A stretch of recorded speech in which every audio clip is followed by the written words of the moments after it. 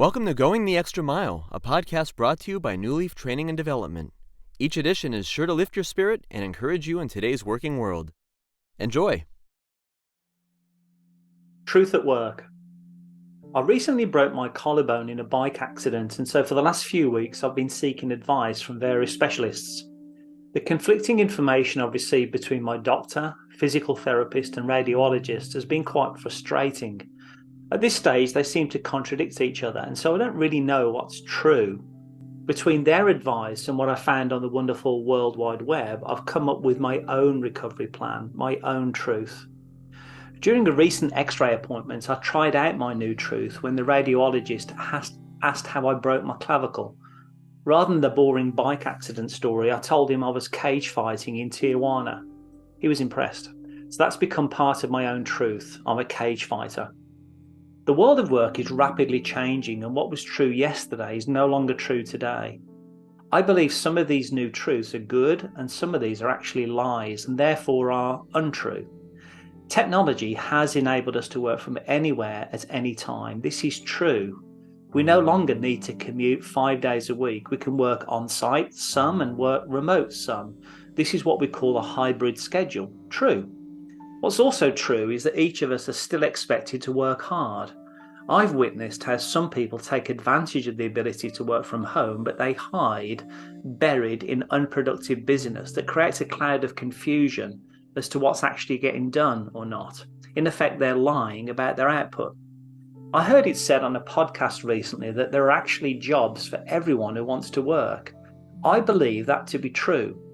What I know is untrue is when I see a transient on the street holding up a sign that reads, quote, "will work for food," end quote, but they're sitting outside a sandwich shop with a sign in the window that reads, "help wanted." Either the transient or the shop manager is lying. Both can't be true.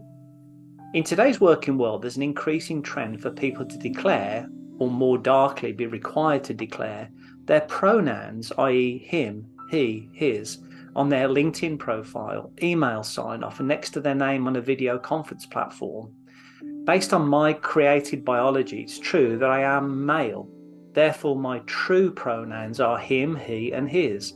It would be a lie to claim otherwise, but in today's working world, a biological male could identify as female and vice versa.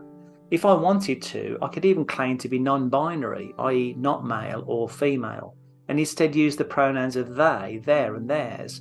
This is a self-proclaimed lie, regardless of how strongly one feels about it. So just like my recovery plan from the clavicle break, I could come up with my own frame of reference, my own truth, and just do whatever I believe it to be right. It doesn't mean that would be medically correct and hence true. Over the next few weeks, I will follow the recovery plan I've designed, but, and here's the big but, I will check in with my doctor, my physical therapist, and my new cool cage fighting fan, my radiologist, to see what's true about my state of recovery.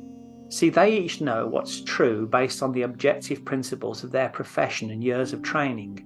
They will tell me the truth about whether the bone has fully healed, and they will tell me the truth about my range of motion from what they know to be true about the human skeleton. To ignore objective reality makes me unwise, if not delusional. It could even result in me healing badly or permanently harming myself, as if I'd actually tried cage fighting. As time marches on and we increasingly see the world becoming turned upside down by forces that we cannot see, I encourage us to hold on to that which is honourable, good and true. I hope you found that short story useful, and if you did, feel free to rate, review, and share this podcast. We'll be back next week with another episode, and we also invite you to check out our other weekly podcast, Take 5, an inspiring interview with a leader worth listening to. Bye for now.